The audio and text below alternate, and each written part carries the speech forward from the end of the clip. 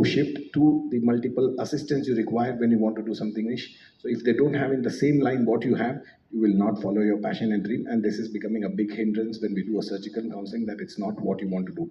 Third, it takes a very, very long.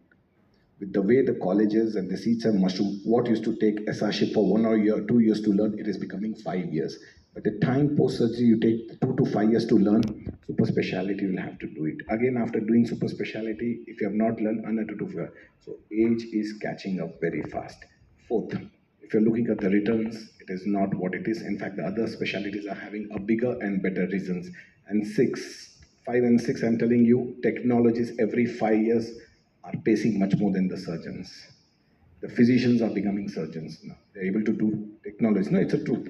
For example, cardiothoracic surgery, today the physicians are putting stent like much better than any person. So what you take 10 years to learn become an obsolete.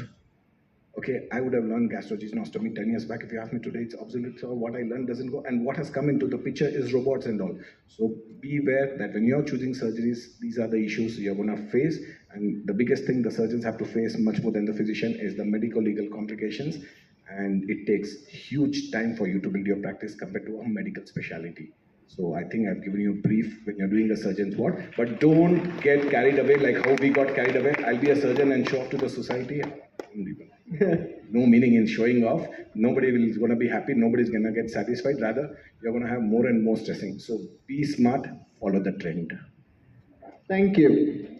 So moving from one surgical branch to another, that is ENT, and we don't have an ENT panelist on stage. So one thing that I was sure about when I was going for post-graduation is one branch I don't want to do is ENT.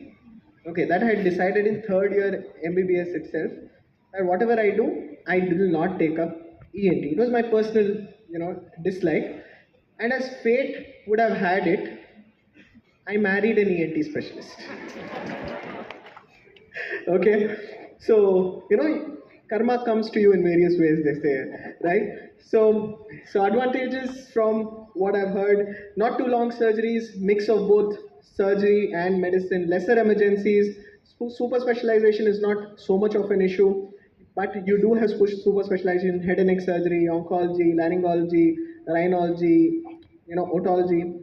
Learning curve is definitely long. A lot of micro work, delicate organs. That was one of the reasons I didn't want to do. I could not look into holes and operate inside them. Not my cup of tea. Overlap with general surgeons, yes. Overlap with oral facial surgeons, and patients would definitely want a more experienced surgeon than